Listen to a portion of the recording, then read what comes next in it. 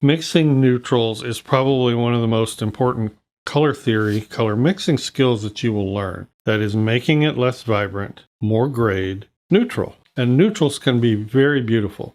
Today we're going to review my 6-color set from my Merry Blue. 4 what I would call earthy colors: yellow ochre, dragon's blood, hooker's green, and indigo, and 2 vibrant colors: quinacridone lake and turquoise. The first thing to know about mixing complements is complements are the same thing as opposites. Opposites neutralize each other. But as we mix, there's also the concept of near complements. A near complement will not perfectly gray each other out.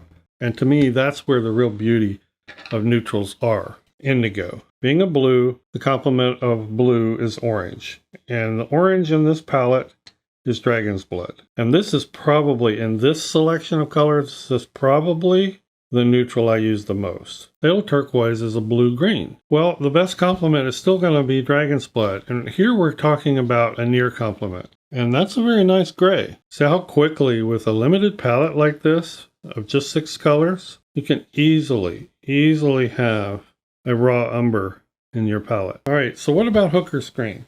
Well, what's the opposite of green? That's red. So naturally, we're going to look at its neighbor, quinacridone lake. There's your gray, and it sort of is leaning purple, which is interesting. You know, I've always said that limited palettes really have a lot of power, mainly because you don't have indecision paralysis.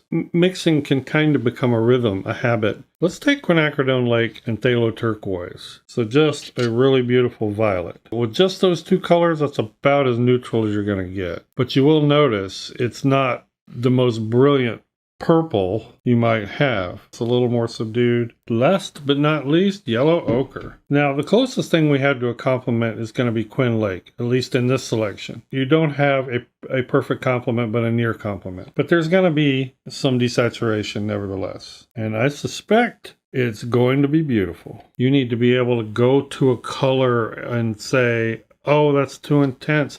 Immediately know where you're going to go to change that color.